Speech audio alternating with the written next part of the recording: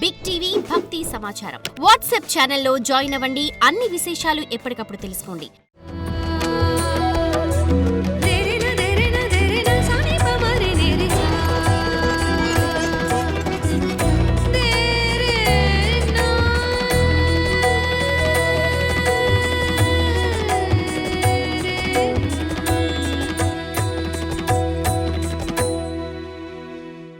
ఓం నమః శివాయ.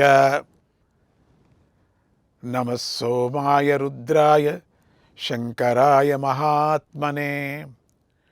భక్తిగమ్యాయ భక్తానాం విదుషామాత్మరూపిణే స్వానుభూతి ప్రసిద్ధాయ నమస్తే సర్వసాక్షిణే. నమస్తే సర్వసాక్షిణే. ఓ శంకరా, నువ్వు పార్వతీదేవితో కలిసి ఉన్నావు. భక్తుల దుఃఖాలను పారద్రోలుతావు. నీ యందు సకల జగత్తును కలిగి ఉన్నావు. అటువంటి నువ్వు భక్తికి మాత్రమే లభిస్తావు. జ్ఞానులు నిన్ను ఆత్మస్వరూపుడిగా గుర్తిస్తారు. స్వయం ప్రకాశరూపుడివైన నువ్వు సర్వాన్ని ప్రకాశింపజేస్తూ ఉన్నావు. సర్వానికి సాక్షి అయి ఉన్నావు. అటువంటి పరమేశ్వర, నీకు నమస్కారం. ఓ పశుపతి, నాకు ఏ మంత్రాలు రావు, ధర్మాలు తెలియవు, సంగీత సాహిత్యాలు రావు, మంత్రతంత్రాలు తెలియవు. నాకు నువ్వే గతి, నేను నిన్నే నమ్ముకున్నాను, నన్ను నడిపించు అని పూర్తి శరణాగతుడై ఉండాలి. అప్పుడు స్వామి అటువంటి భక్తుడి బాధ్యతను తీసుకొని నడిపిస్తాడు. పరమేశ్వరుడు పంచముఖాలు ధరించి ఈ లోకాన్ని రక్షిస్తున్నాడు. తత్పురుషమూర్తి అయి తూర్పు దిక్కున నిలిచి కాపాడుతున్నాడు. అఘోరమూర్తి అయి దక్షిణ దిక్కున నిలిచి కాపాడుతున్నాడు.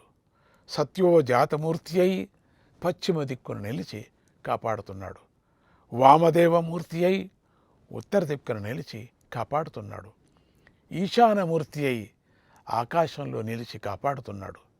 ఈ పంచమూర్తుల ముఖాల నుండే నమశివాయ మంత్రం ఆవిర్భవించింది.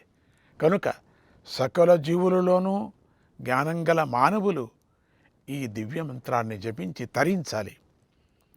పూర్వం ఊర్ణనాభుడు దేవత ఈ ఉండి కూడా తన జ్ఞానాన్ని వినియోగించుకోలేదు. ఒకనాడు అతడికి సృష్టికి ప్రతిసృష్టి చేయాలని ఒక వింత చెడు బుద్ధి పుట్టింది. బ్రహ్మదేవుడు ఒక బొమ్మను సృష్టిస్తుంటే వీడొక బొమ్మను ప్రతిగా సృష్టిస్తున్నాడు. అందుకు బ్రహ్మదేవుడు కోపించి, నువ్వు భగవంతుడి నియమాన్ని ఉల్లంఘిస్తావా, సృష్టి కార్యాన్ని అవమానిస్తావా, అయితే జ్ఞానం లేని సాలుడివై పుట్టు అని శపించాడు. అందుకు ఊర్ణనాభుడు బ్రహ్మదేవుడి కాళ్ళు పట్టుకొని, దేవా క్షమించండి, తప్పు చేశాను, నేను తరించే ఉపాయాన్ని చెప్పండి అని వేడుకున్నాడు. అందుకు బ్రహ్మదేవుడు దయ తలచి, అడవిలో జీవించు, అక్కడ నీకు వాయులింగ దర్శనం అవుతుంది. ఇక నువ్వు ఆ శివుడిని వదలకు. నీ శక్తి కొద్దీ నువ్వు చేయవలసిన సేవతో శివుణ్ణి మెప్పించు, నీకు ఆ జన్మలోనే మోక్షం లభిస్తుంది అని భూలోకానికి పంపించాడు. ఊర్ణనాభుడు భూలోకానికి వచ్చి సాలీయుడై స్వర్ణముఖి నదీ తీరాన గల అడవులలో జీవిస్తూ ఉన్నాడు. ఒకనాడు సాలీయుడుకు వాయులింగం యొక్క దర్శనమైంది. ఇక సాలీయుడు అపారమైన భక్తిని పెంచుకొని శివుణ్ణి వదల్లేదు. నా శివుడికి నీడ కల్పించాలని బూజుతో ఒక గొడుగు కట్టి చాలా కాలం సేవించింది. ఒకనాడు శివుడు ఆ సాలీయుడును పరీక్షించాలని దీపంలో చేరి బూజును కాల్చేశాడు. దీపం చేసిన ఆ పనిని సాలీయుడు చూసి, నేను దీపాన్నే మింగేస్తాను అని అగ్ని మీదకి వెళ్ళింది.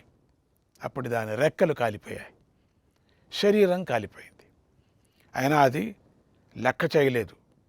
అందుకు శివుడే కరిగిపోయి ఆ సాలీయుడును తనలో కలిపేసుకొని మోక్షమే ఇచ్చేశాడు. ఇలా భక్తి కలవారిని గెలిపించే భగవంతుడు మరొక సందర్భంలో ఏ సంపదలు లేని కేవలం భక్తి మాత్రమే గల ఏనుగుని గెలిపించాడు. సంపదతో కూడి భక్తి ఉన్న సర్పాన్ని గెలిపించాడు. పూర్వం కృతయుగం, త్రేతాయుగం, సంధికాలంలో ఒకనాడు శివరాత్రి పండుగ వచ్చింది. ఆనాడు అందరూ ఎంతో భక్తి శ్రద్ధలతో శివుడి మీద మనస్సు నిలిపితే నాగలోకంలోని కాలుడనే నాగుడు మాత్రం ఆ భూలోకంలో ఉండే భోగాల మీద మనస్సు నిలిపాడు. అందరూ శివశివ అని ఆనందతాండవం చేస్తుంటే ఈ కాలుడు పానీయాలు తాగి మత్తెక్కి మదమెక్కి విలాసంగా చిందులు తొక్కాడు. ఎప్పుడు చేసే పూజ కదా కనుక పూజ తర్వాత చేసుకుందాంలే అనుకున్నాడు.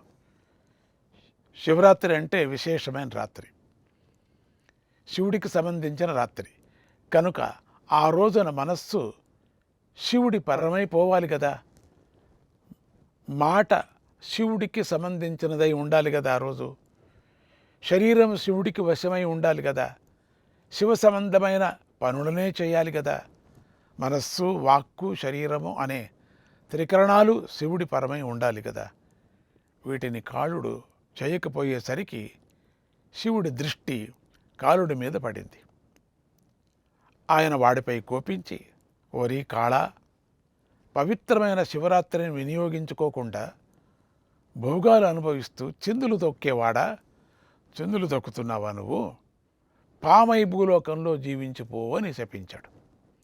ఆ శాపంతో నాగలోకంలో ఉన్న కాలుడి కాళ్ళు వణికిపోయాయి. ఎంతగానో శివుణ్ణి ప్రార్థించాడు. అప్పుడు ఆయన భూలోకానికి వెళ్ళి వాయులింగాన్ని పూజించు, భక్తితో నన్ను గెలుచుకో అన్నాడు.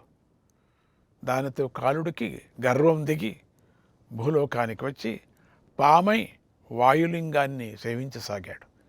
ఇది ఇలా ఉండగా ఒకనాడు కైలాసంలో హస్తి అనే సేవకుడు గర్వించాడు. స్వామి ఎప్పుడు నన్నే పిలుస్తాడు, నాతోనే మాట్లాడతాడు, నేనెప్పుడు వెళ్ళినా నాకు దర్శనమిస్తాడు, ఎప్పుడు ఆయన విశ్రాంతి సమయంలో ఉన్నప్పుడు కూడా అప్పుడు కూడా నన్నే పిలుస్తాడు, ఎప్పుడు కూడా నన్నే పిలుస్తాడు, అంచేత ఒకసారి మాట్లాడి వస్తా అని లోపలికి వెళ్ళిపోయాడు. ద్వారపాలకుడు ఈ సమయంలో వెళ్ళకూడదు అని అడ్డు తగిలాడు. అయినా హస్తి మదంతో వాణ్ణి ఎత్తి మూలకు విసిరిగొట్టి లోపలికి వెళ్ళాడు. ఆ సమయంలో శివుడు పార్వతితో నవ్వుతూ మాట్లాడుతున్నాడు. ఆ హస్తి టక్కున అక్కడికి వచ్చేసరికి శివుడికి కోపం వచ్చి, ఓరీ హస్తి, ఎందుకురా నీకింత గర్వం, నిన్ను పిలవటం, నీతో మాట్లాడటంతో నువ్వు గొప్పవాడైపోయావా, ఇంత అహంకారంతో ప్రవర్తిస్తావా, నువ్వు భూలోకంలో ఏనుగు అయి పుట్టు అని శపించాడు. దానితో హస్తి యొక్క అహంకారం అణిగిపోయింది. శివుడు కాళ్ళు పట్టుకొని వేడుకోగా, నువ్వు భూలోకంలో నా వాయులింగాన్ని సేవించు, భక్తితో నన్ను గెలుచుకుంటే నీకు శాప విముక్తి కలుగుతుంది అన్నాడు. వెంటనే హస్తి భూలోకానికి వచ్చి ఏనుగయ్యాడు. వాయులింగాన్ని దర్శించి ప్రతిరోజు భక్తితో పూజించసాగాడు. పాము వచ్చి ఆ ముళ్ళు మండలను తొలగించి మణులు పెట్టి పూజించసాగింది. ఏనుగు వచ్చి మణులను పిచ్చిరాళ్ళనుకొని తొలగిస్తే పాము వచ్చి మారడి కొమ్మలను ముళ్ళు మండలను అనుకొని తొలగించింది. ఒక రోజున వాటి మధ్య వైరం పెరిగిపోయింది. అవి ఎదురుపడి చంపుకోవాలని చూశాయి. అప్పుడు పాము ఏనుగు తొండంలోకి దూరి చంపాలని ప్రయత్నించింది. ఏనుగు పాముని చంపాలని ప్రయత్నించింది. పెద్ద శిలకేసి గుద్దుకుంది.